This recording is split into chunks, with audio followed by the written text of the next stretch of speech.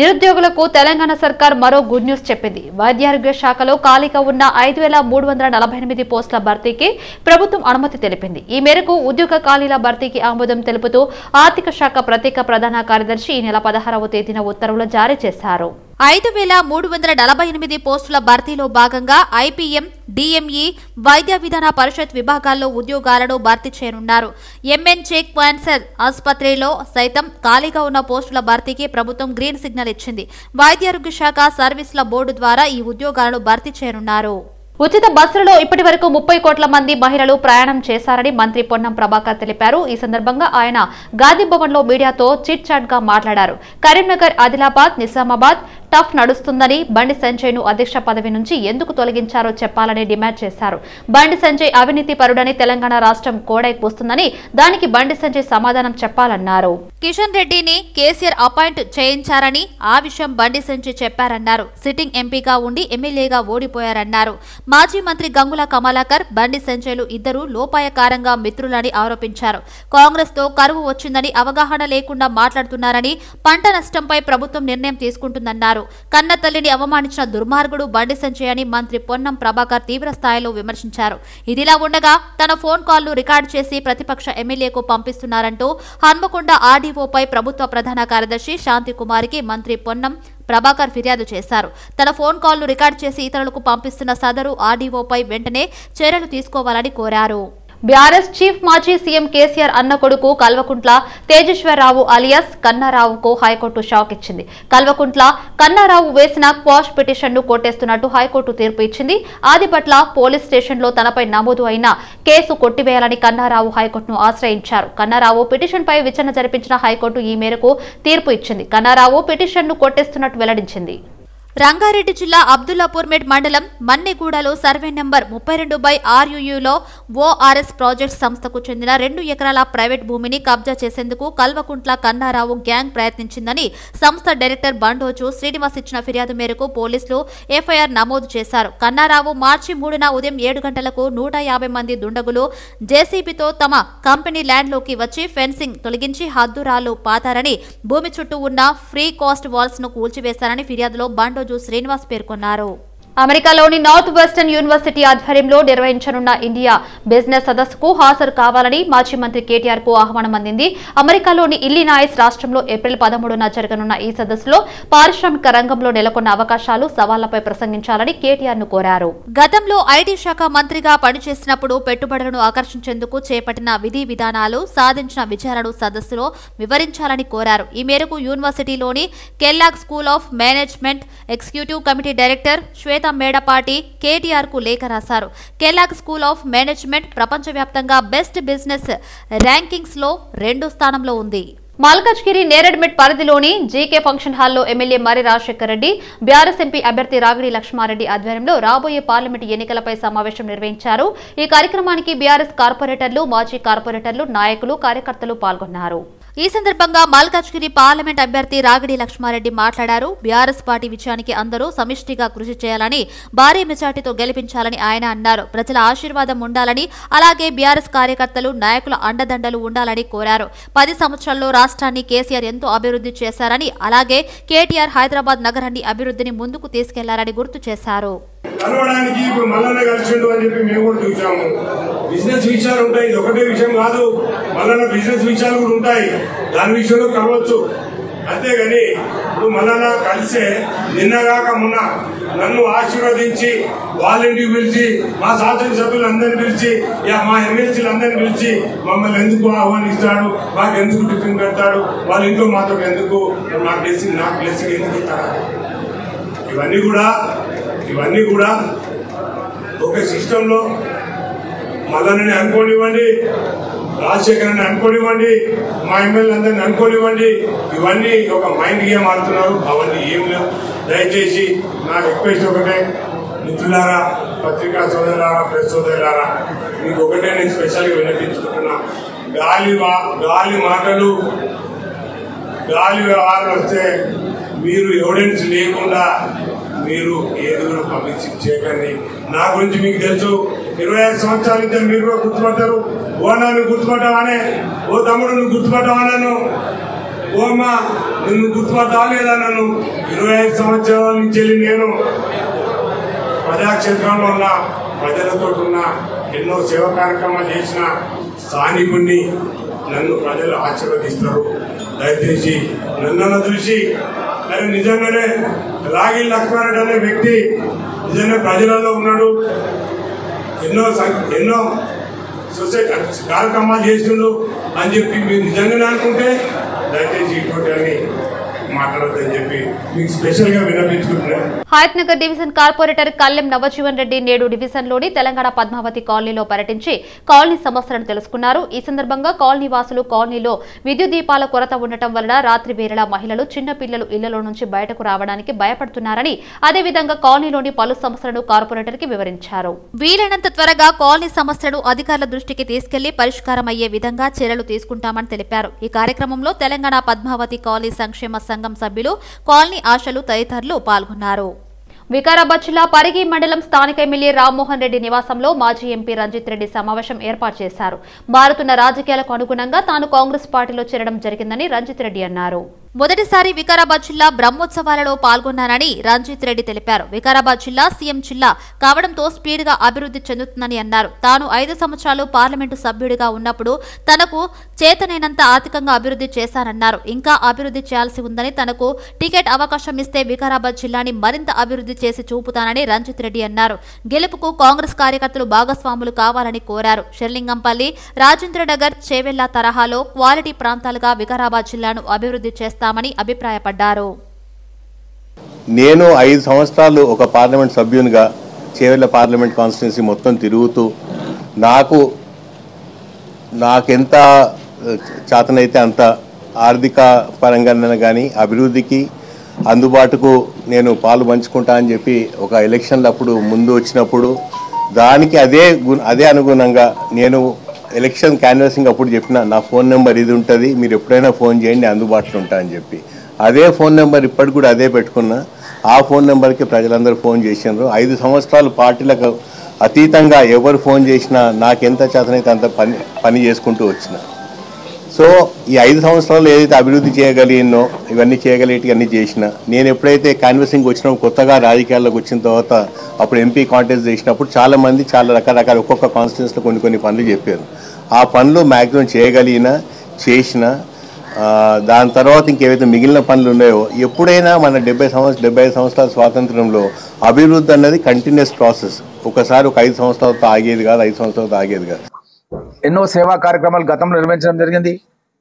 Medical కళాశాల కూడా మన ప్రాంతంలో ఏర్పాటు చేసి చాలామంది రోగులకు వైద్యం కూడా చేయించడం, అంబులెన్స్ సర్వీసులను కూడా మన ప్రాంతంలో నడిపేయడం, ఎన్నో సేవా కార్యక్రమాలు తను మన ప్రాంతం లోపల చేయడం, నిరుద్యోగులకు కూడా ఉద్యోగ అవకాశాలు కల్పించడం అనేది మనం చూస్తున్నాం. అలాంటి వ్యక్తి మన పార్టీలోకి రావడం అంటే ఎక్కడ చూసినా సరే చర్చ జరుగుతుంది. ఏంటంటే మంచి నిర్ణయం తీసుకున్నారని చెప్పి ఇక్కడికి వెళ్ళినా సరే చెప్తున్నారు. మాకు కూడా సంతోషంగా ఉంది. ఏంటంటే ఒక మంచి వ్యక్తిని నేను డిసిసి అధ్యక్షుడిగా ఉండి గతంలో నేను ఏకైక శాసనసభ్యుడిగా ఉండి మీకు అందరికీ తెలుసు మన జిల్లా నుంచి ఏకైక శాసనసభ్యుడిగా ఉన్నాను. మన ముఖ్యమంత్రి రేవంత్ రెడ్డి గారు అధ్యక్షతన అంచెలంచెలుగా మీరు గమనిస్తున్నారు. ఇప్పుడు ఎంపీ గారు మన పార్టీలో చేరడం జరిగింది. అదేవిధంగా మనకు జిల్లా పరిషత్ చైర్పర్సన్స్ సునీత మహేందర్ రెడ్డి గారు కావచ్చు, అదేవిధంగా అక్కడ అనిత. అంబేద్కర్ ఓవర్సీస్ విద్యా పథకానికి దరఖాస్తు చేసుకున్న ప్రతి దళిత విద్యార్థికి విద్యానిధి పథకాన్ని వర్తింపచేయాలని national intellectual forum for SC ST Telangana రాష్ట్ర శాఖ డిమాండ్ చేసింది. ప్రస్తుతం ఎస్సీ విద్యార్థులకు 200 మందికి మాత్రమే ఓవర్సీస్ విద్యా పథకం అమలు చేస్తున్న నిబంధనను తొలగించి దరఖాస్తు చేసిన ప్రతి దళిత విద్యార్థికి 30 లక్షల రూపాయలను విదేశీ విద్యా పథకాన్ని వర్తింపచేయాలని కోరారు. ఈ మేరకు బషీర్బాగ్ ప్రెస్ క్లబ్ లో సమావేశం నిర్వహించారు. గత కేసీఆర్ ప్రభుత్వం ఎస్సీ సబ్ ప్లాన్ నిధులను పక్కదారి పట్టించిందని 43,000 రూపాయల కోట్ల సబ్ ప్లాన్ నిధులు మురిగిపోయాయని ఆరోపించారు. ప్రస్తుత కాంగ్రెస్ ప్రభుత్వం ఎస్సీ సబ్ ప్లాన్ కింద 18,600 కోట్ల రూపాయలు విడుదల చేసి పటిష్టంగా అమలు చేయాలన్నారు. ఎస్సీ ఎస్టీ అట్రాసిటీ కేసును పటిష్టంగా అమలు చేసి నిందితులకు శిక్షలు పడేలా చూడాలన్నారు. దళితులకు పూర్తి రక్షణ కల్పించాలని కోరారు. రామంతపూర్ హైదరాబాద్ పబ్లిక్ స్కూల్ యాజమాన్యం జనరల్ కోట కింద సీట్లు పొందిన ఎస్సీ ఎస్టీల విద్యార్థులకు ప్రభుత్వం ఇచ్చే స్కాలర్షిప్లకు దరఖాస్తు చేసుకోకుండా తల్లిదండ్రుల నుంచి అఫిడవిట్ తీసుకోవడం సరైంది సరైంది కాదన్నారు. హైదరాబాద్ పబ్లిక్ స్కూల్ యాజమాన్యంపై ప్రభుత్వం చర్యలు తీసుకుని ఎస్సీ ఎస్టీ అట్రాసిటీ కింద కేసులు నమోదు చేయాలని విజ్ఞప్తి చేశారు. హోటల్లో పనిచేసుకోవడమో ఇంకా రకరకాలుగా పనిచేసుకొని చాలా బాధలు అనుభవిస్తున్నారు. అవన్నీ మాకు చాలా దృష్టికి వచ్చినాయి. సో దీన్ని అధిగమించడం కోసము ఫండ్స్ రిలీజ్ కావాలి. అలాగే 200కు సరిపోదు, మాకు వచ్చే అప్లికేషన్స్ 2000 దాటుతున్నాయి. ఈ 2000 మందికి కూడా ఈ యొక్క సబ్ ప్లాన్లో ఉన్న నిధులని దాని నుండి ఇవ్వాలి, అందులో నుంచి ఇస్తారు. కానీ సబ్ ప్లాన్ నిధులన్నీ డైవర్ట్ చేసి వేరే రకాలుగా గత ప్రభుత్వాలు వాడుకున్నాయి. తీసుకోవడానికి వారు అర్హత ఉంటుంది. వాళ్ళు అప్లై చేసుకున్న ప్రతి ఒక్కరికి మేము ఈ పథకం కింద సహాయం చేస్తూ 22 లక్షల రూపాయలు ఇస్తామని జీవో తీశారు. దాని ప్రకారం 2017 నుంచి పథకం అమలవుతుంది. ఆ పథకం అమలయ్యే క్రమంలో చాలా మంది ఇప్పుడు ఈ రోజులలో ఎస్సీ ఎస్టీ బీసీ మైనారిటీలు చాలా మంది ఉన్నత చదువులకు ఎదిగి విదేశీ చదువులు చేయాలని, మంచి జీవన స్థితిగతులలో స్థిరపడాలని వాళ్ళు వాళ్ళ కుటుంబాలు కష్టపడి విద్యార్థులను విదేశాలకు పంపే ప్రయత్నాలు చేస్తున్నాయి. దాంతో ప్రతి సంవత్సరం రాష్ట్రంలో 2000 మంది దళితులు ఈ పథకానికి అప్లై చేసుకుంటున్నారు. కాంగ్రెస్ ప్రభుత్వ విధానాలతో ఆటో రంగంపై ఆధారపడి జీవిస్తున్న డ్రైవర్ల బతుకులు బజార్న పడ్డాయని భారత రాష్ట్ర ట్రేడ్ యూనియన్ రాష్ట్ర అధ్యక్షుడు జి రాంబాబు యాదవ్ అన్నారు. భారత రాష్ట్ర ట్రేడ్ యూనియన్ కార్యాలయంలో జరిగిన మీడియా సమావేశంలో ఆయన మాట్లాడారు.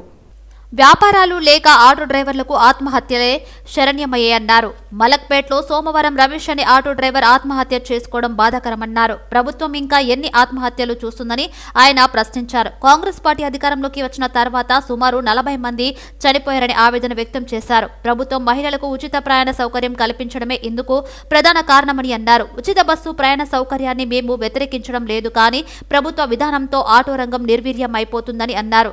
ఇప్పటికైనా ప్రభుత్వం జోక్యం చేసుకుని ఆటో డ్రైవర్ల ఆకలి చావులను ఆపాల్సిన అవసరం ఉందని చెప్పారు.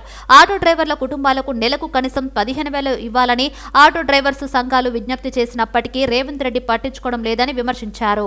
మలక్పేటలో రమేష్ అనే ఆటో డ్రైవరు వ్యాపారం జరక్క కుటుంబాన్ని నడుపుకోలేక ఆత్మహత్య చేసుకున్నాడు. 2 పిల్లలు అతనికి రోడ్డున పడ్డారు. కరోనా సమయంలోనే పాపం అతని భార్య చనిపోయింది. ఈ రకంగా ఇటీవల కాలంలో ఆటో డ్రైవర్లు వ్యాపారం లేక దాదాపు కాంగ్రెస్ ప్రభుత్వం వచ్చిన తర్వాత మరణించిన వాళ్ళ సంఖ్య సుమారుగా 40కి చేరింది. అయినా ఈ ప్రభుత్వానికి చీమ కుట్టినట్లేదు, దున్నపోతు మీద వర్షం కురిసినట్టుగా వ్యవహరిస్తున్నారు.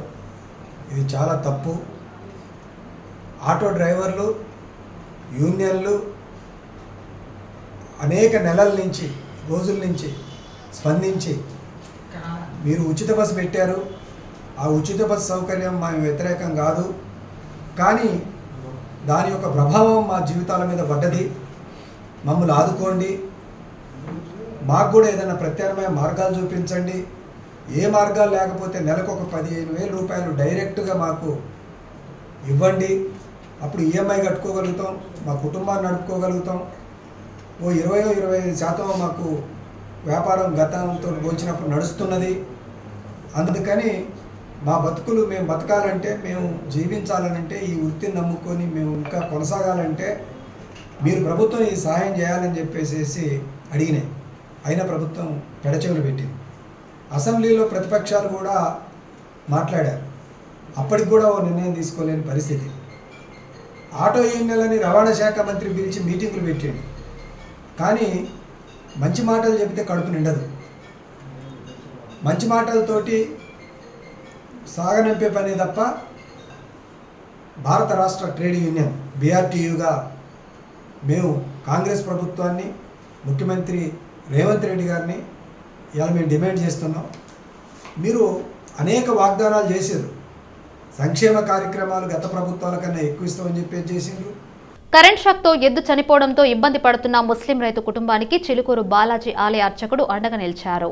చిలుకూరు బాలాజీ ఆలయం ప్రధాన అర్చకుడు CS రంగారాజన్ స్థానిక రైతుకు ఎద్దును అందజేశారు.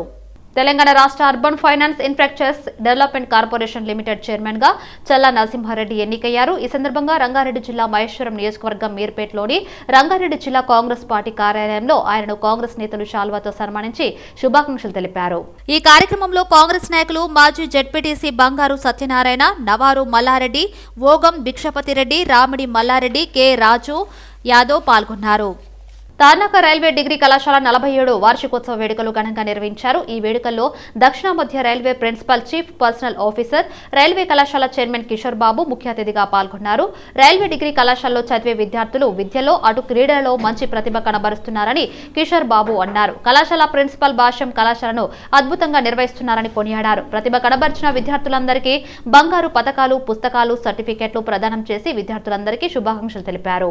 తొందరలో రైల్వే డిగ్రీ కళాశాలలో బాస్కెట్బాల్ కోర్టును ఏర్పరుస్తున్నామని, తమ కళాశాల విద్యార్థులు ఎన్నో జాతీయ స్థాయి పోటీలలో ప్రతిభ కనబర్చి బహుమతులు పొందిన వారిని కళాశాల ప్రిన్సిపల్ భాష్యం అభినందించారు. ప్రతి సంవత్సరం ప్రతిభ కనబరిచిన విద్యార్థులకు రైల్వే మహిళా అసోసియేషన్ ద్వారా పుస్తకాలు, బహుమతులు అందిస్తున్నామని తెలిపారు. నగేష్ చంద్రగుప్తా ఆయన భార్య దివంగత మాధురి జ్ఞాపకార్థం మాధురి సేవా ఫండ్ ని try services ex service men foundation ద్వారా కాలేజీకి కొన్ని మౌలిక వసతులను కల్పించారని తెలిపారు. ఈ వార్షికోత్సవ కార్యక్రమం విజయవంతంగా నిర్వహించినందుకు కళాశాల సిబ్బందికి, విద్యార్థులందరికీ కృతజ్ఞతలు తెలిపారు.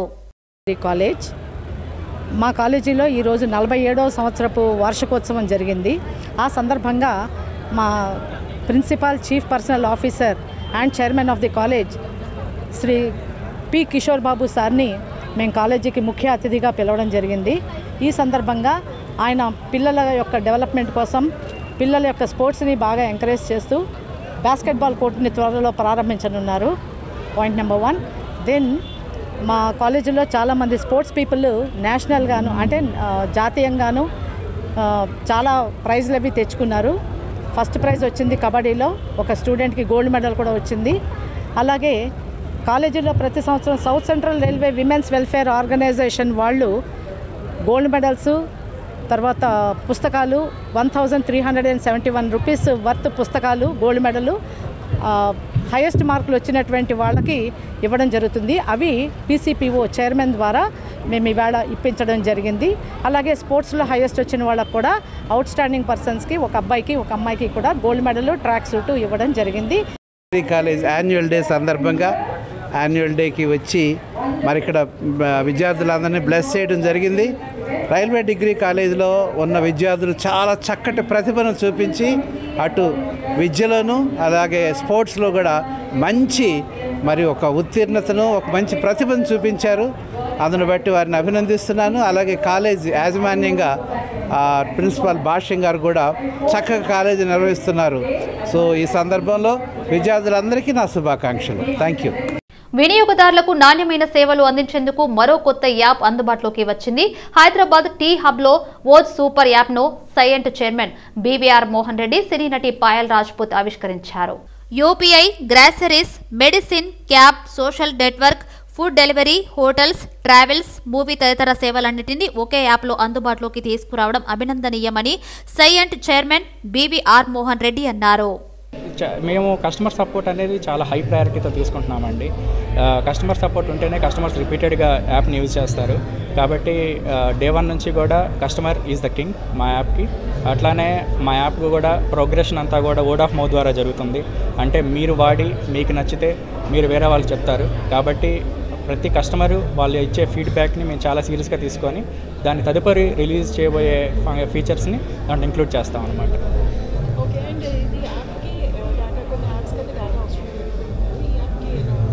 మేమంతా కూడా చాలా స్ట్రిక్ట్ డేటా కంప్లైంట్స్ ఫాలో అవుతామండి. Same European standards. ఇక్కడ ఇండియాలో కూడా డేటా అంతా కూడా లోకలైజ్డ్గా స్టోర్ అయి ఉంటుంది. మేము ఎక్కడ కూడా దేశం దాటి డేటాను స్టోర్ చేయము. అట్లానే అన్నెసరీగా ఎవరి డేటా కూడా తీసుకొని వేరే థర్డ్ పార్టీస్ ఎవరికి కూడా పొరపాటును కూడా అమ్మం. ఆ మోడల్ అసలు మేము ఫాలో అవ్వము. ఎవరైతే international silicon valley companies follow అవుతాయో అవన్నీ మేము చేయము. ప్యూర్లీ మాకు customer is our king. We will treat them like that. Super app అంటే చాలా అప్లికేషన్స్ని వాటి సర్వీసెస్ బట్టి కానీ ఫీచర్స్ని బట్టి కానీ అన్నిటినీ కలిపి ఒక్క ప్లాట్ఫామ్లోకి తీసుకెళ్తాం అనమాట. దానివల్ల కన్జ్యూమర్కి ఏంటంటే వేరే వేరే అప్లికేషన్లోకి వెళ్ళాల్సిన అవసరం ఉండదు. ఒకటో అప్లికేషన్తో తనకు కావాల్సినటువంటి పనులు అనమాట. అంటే డిజిటల్ పేమెంట్స్ అయితేనేమి, ట్రావెల్ అయితేనేమి, టికెట్ బుకింగ్ అయితేనేమి, సోషల్ మీడియా అయితేనేమి, ఇప్పుడు చాలా అప్లికేషన్ చేయొచ్చు అనమాట. అది మన దేశంలో ఇప్పుడు మీరు చూస్తే పేటీఎం లాంటి కంపెనీ ఉంది, వాళ్ళకు ఉన్నాయి సూపర్ అప్లికేషన్స్. మన దేశంలో పెద్ద పాపులర్ కాదు. ఇప్పుడు సందీప్ వంగ గారి కంపెనీ చాలా ప్రయత్నం చేస్తూ ఉన్నారు ఈ పర్టికులర్ ఏరియాని అడ్రస్ చేయడానికి. దేశంలో మనకు మంచి డిజిటల్ ఇన్ఫ్రాస్ట్రక్చర్ ఉంది, 1.4 బిలియన్ పీపుల్ ఉన్నారు. వచ్చిపోయి ఈ సూపర్ యాప్కి ఒక ముఖ్యమైన విషయం ఏంటంటే స్మార్ట్ ఫోన్స్ ఉండాలి. మన దేశంలో వచ్చిపోయి 700 మిలియన్ స్మార్ట్ ఫోన్స్ ఉన్నాయి. అందుకోసం నుంచి హైదరాబాద్ లో మెడికల్ ఏజెన్సీలపై డ్రగ్ కంట్రోల్ దాడులు కలకలం రేపాయి. 51.92 లక్షల విలువ చేసే ఇంజెక్షన్లను అధికారులు స్వాధీనం చేసుకున్నారు. 40% డిస్కౌంట్ పేరుతో ఇన్సులిన్ ఇంజెక్షన్ల విక్రయాలు చేస్తున్నట్లు అధికారులు గుర్తించారు. ఢిల్లీ నుంచి ఎలాంటి బిల్స్ లేకుండా అక్రమంగా ఇన్సులిన్ ఇంజెక్షన్లను దిగుమతి చేస్తున్నట్లు గుర్తించారు. 5,263 రూపాయల బదులు 2,070 రూపాయలకి విక్రయిస్తున్నట్లు అధికారులు గుర్తించారు. ఈ దాడులకు సంబంధించి పూర్తి సమాచారం తెలియాల్సి ఉంది. బడంగ్పేట్ మున్సిపల్ కార్పొరేషన్లోని 31వ డివిజన్ శ్రీ సాయి బాలాజీ హోమ్స్ కాలనీలో వివిధ హోదాలో ప్రభుత్వ ఉద్యోగులుగా పనిచేసి పదవి విరమణ పొందిన మాజీ ఉద్యోగుల కోసం సన్మాన కార్యక్రమం ఏర్పాటు చేశారు. ముఖ్య అతిథిగా టీపీసీసీ ప్రధాన కార్యదర్శి మేయర్ చిగురింత పారిజాత నరసింహారెడ్డి హాజరయ్యారు. ఈ కార్యక్రమంలో రమాశంకర్, శ్రీరామ్ శర్మ, చంద్రయ్య, ప్రకాష్, కిషోర్ చెన్నయ్య, పవన్, నందకిషోర్, గిరిప్రసాద్, శ్రీకాంత్, నందకిషోర్, అరుణ్ గౌడ్, వెంకటేష్, రాజుగౌడ్, రేవంత్, కృష్ణ, రమణ, అభిలాష్ తదితరులు పాల్గొన్నారు. Patancheru town drunk and drive లో పట్టుబడిన 6గురిని సంగారెడ్డి జిల్లా కోర్టు జరిమానా విధించింది. గత ఆది సోమవారాల్లో నిర్వహించిన డ్రంక్ అండ్ డ్రైవ్ లో అదుపులోకి తీసుకున్న 6గురిని కోర్టులో హాజరుపరచగా ఒక్కొక్కరికి 1000 చొప్పున జరిమానా విధించినట్లు Patancheru traffic police station CI Shravan Kumar తెలిపారు. పుష్ప మూవీతో ఇంటర్నేషనల్ లెవెల్లో గుర్తింపు పొందిన ఐకాన్ స్టార్ అల్లు అర్జున్ హైదరాబాద్ లోని ఖైరతాబాద్ ఆర్టీఏ ఆఫీసులో సందడి చేశారు. ఇంటర్నేషనల్ డ్రైవింగ్ లైసెన్స్ కోసం అప్లై చేసుకునేందుకు అల్లు అర్జున్ మార్చి 20న ఖైరతాబాద్ ఆర్టీఏ ఆఫీసుకు వచ్చారు. అల్లు అర్జున్ రాకతో ఆర్టీఏ ఆఫీసులో సందడిగా మారింది. ఆర్టీఏ ఆఫీసులో అధికారులను కలిసి ఫార్మాలిటీస్ ప్రకారం డాక్యుమెంట్స్ ఫిల్ చేసి సైన్ చేశారు అల్లు అర్జున్. ఈ ఫోటోలు సోషల్ మీడియాలో వైరల్ అవుతున్నాయి. అల్లు అర్జున్ ను చూసేందుకు జనం భారీగా గుమిగూడారు. సెల్ఫీలు, ఫోటోలు దిగేందుకు ఎగబడ్డారు. కాసేపు ఆర్టీఏ ఆఫీస్ దగ్గర ట్రాఫిక్ జామ్ అయింది. హైదరాబాద్ కు చెందిన 25 ఏళ్ల విద్యార్థి అమెరికాలో మార్చి 7వ తేదీ నుంచి కనిపించకుండా పోయాడు. అయితే కిడ్నాపర్ల నుంచి తమకు ఫోన్ కాల్ వచ్చిందని హైదరాబాద్ లోని సదరు విద్యార్థి కుటుంబ సభ్యులు చెబుతున్నారు. హైదరాబాద్ నాచారంకు చెందిన అబ్దుల్ క్లీవ్ ల్యాండ్స్ ఐటీలో మాస్టర్ డిగ్రీ చదువుతున్నాడు. అయితే అతను మార్చి 7 నుంచి కనిపించడం లేదు. దీంతో 8వ తేదీన అమెరికాలోని అబ్దుల్ బంధువులు, సన్నిహితులు క్లీవ్ ల్యాండ్స్ పోలీసులకు ఫిర్యాదు చేశారు.